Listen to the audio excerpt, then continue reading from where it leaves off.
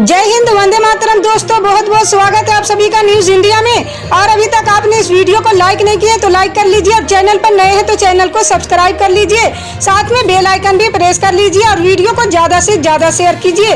तो चलिए बढ़ते हैं खबरों की ओर। मैं किसी के खिलाफ नहीं, देश में मजबूत विपक्ष चाहता हूँ, राष्ट्रपति के पैतृक गाँव में बोले पीएम नरेंद्र मोदी।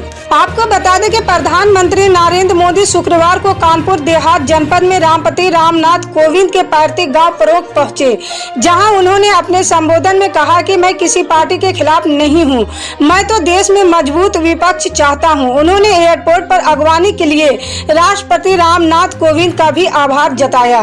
प्रधानमंत्री ने कहा कि वो देश और लोकतंत्र को समर्पित पार्टियों में एक मजबूत विपक्ष चाहते हैं। उन्होंने कहा कि मैं किसी के खिलाफ नहीं हूँ, मेरा किसी से कोई निजी मामला नहीं है। राष्ट्रपति के पैतृक गांव में पीएम ने कहा है कि लोकतंत्र को मजबूत करने के लिए भाई भतीजावाद में उलझी पार्टियों को इससे ऊपर उठना चाहिए। देश के 15 राज्यों के 57 राज्यसभा सीटों के लिए चुनाव होना है। यूपी, बिहार, तमिलनाडु, छत्तीसगढ़ और पंजाब में शुक्रवार को नाम वापसी के बाद सभी उम्मीदवार निर्विरोध निर्वाचित घोषित हो गए हैं। हालांकि कुल 12 राज्यों में 46 राज्यसभा सीटें ऐसी है जहां उम्मीदवारों को निर्विरोध चुना जाना तय है। सभी राज्यसभा सीटों पर 10 जून को सुबह 9 बजे से लेकर शाम 4 बजे तक वोट डाले जाएंगे। इसी दिन काउंटिंग भी शाम 5 बजे से शुरू कर दी जाएगी। जानते हैं कि अब तक किस राज्य से किसको निर्विरोध चुन लिया गया है। यहाँ 5 सीट पर सभी उम्मीदवारों को निर्विरोध चुन लिया गया है। बीजेपी से शंभू शरण पटेल और सतीश चंद्र दुबे, आरजेडी से मीसा भारती और फैयाज अहमद और जदयू से खीरू महतो को उम्मीदवार बनाया गया है। पंजाब की भगवंत मान सरकार ने 424 लोगों की सिक्योरिटी को फिर से बहाल करने का फैसला लिया है।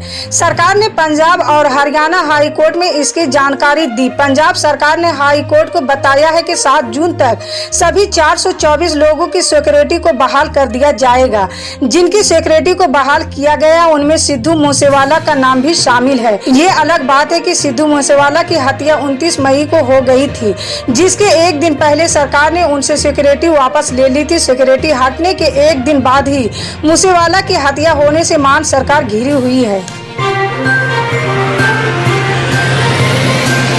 सरकारी परीक्षा निर्देशालय आंध्र प्रदेश 4 जून 2022 यानी आज APSSC यानी कक्षा 10वीं का परिणाम 2022 घोषित करेगा। आंध्र प्रदेश 10वीं का परिणाम 4 जून 2022 को सुबह 11 बजे घोषित किया जाएगा। जो उम्मीदवार कक्षा 10वीं या SSC परीक्षा के लिए उपस्थित हुए हैं, ये परिणाम DSEAP आधिकारिक साइट के माध्यम से डाउनलोड कर सकते हैं।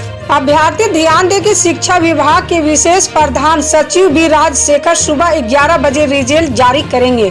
सरकारी परीक्षा निदेशक देवानंद रेड्डी ने इसकी घोषणा की। इस साल मैट्रिक लिस्ट जारी नहीं की जाएगी क्योंकि बोर्ड ने सेक्शन के अनुसार छात्राओं को रैंक की घोषणा पर रोक लगाने का फैसला किया है।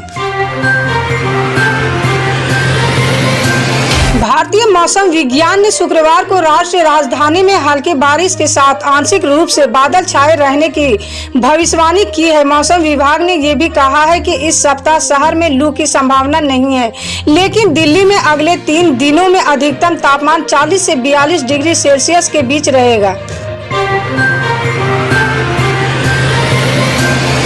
लोकसभा उपचुनाव को लेकर समाजवादी पार्टी की तरफ से डिंपल यादव के नाम पर चल रही चर्चाओं पर विराम लग गया है।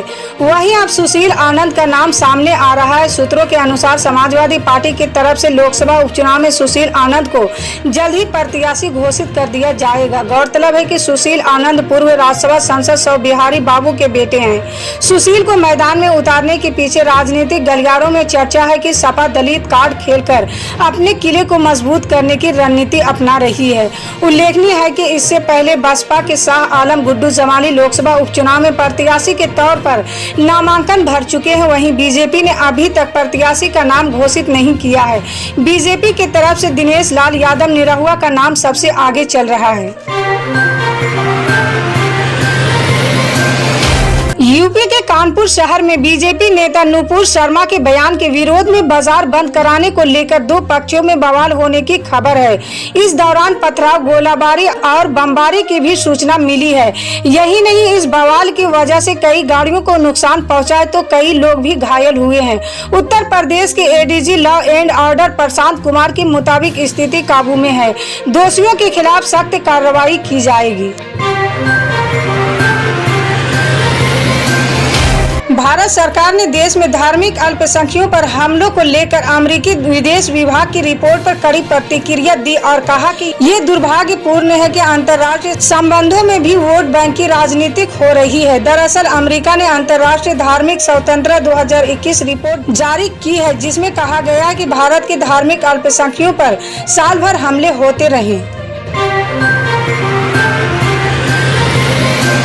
बिहार सरकार में मंत्री राम सूरत राय ने जम्मू कश्मीर में हो रही हत्याओं पर बड़ा बयान दिया है। उन्होंने कहा कि यदि कोई हमारे एक आदमी को मारेगा तो उनके 100 लोग मरेंगे। बिहार के भूमि सुधार एवं राजस्व मंत्री ने कहा है कि अब जमुई में भी अतिक्रमण के खिलाफ अभियान चलेगा, यहाँ भी बुलडोजर चलाया जाएगा।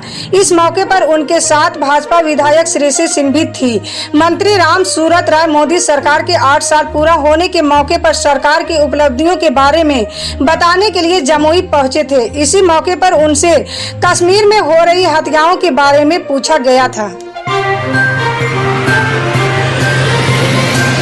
मध्य प्रदेश में मानसून के मद्देनजर सोयाबीन के बोनी की तैयारी के बीच कांग्रेस ने कहा है कि राज्य में अब तक बीज और खाद के दाम तय नहीं किए गए हैं। कांग्रेस के प्रदेश इकाई के कार्यकारी अध्यक्ष व पूर्व मंत्री जीतू पटवारी ने मुख्यमंत्री शिवराज सिंह चौहान को एक पत्र लिखकर कहा है कि कृषि आधारित अर्थव्यवस्था वाले मध्य प्रदेश के किसान एक बार फिर आने वाले संकट को लेकर चिंतित हो रहे हैं।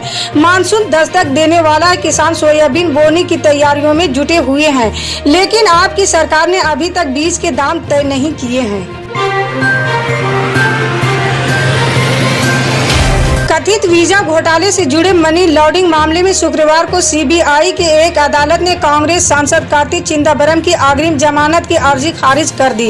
कोर्ट ने पिछले हफ्ते दलीलें सुनने के बाद अपना आदेश सुरक्षा रख लिया था। परिवर्तन निर्देशालय ने हाल ही में कांग्रेस नेता के खिलाफ मनी लॉन्ड्रिंग का मामला दर्ज किया था। इसी तरह की पल पल की अपडेट जानने के लिए जुड़े रहे हमारे न्यूज इंडिया के साथ। मिलते हैं अगली बड़ी खबर में, तब तक के लिए जय हिंद।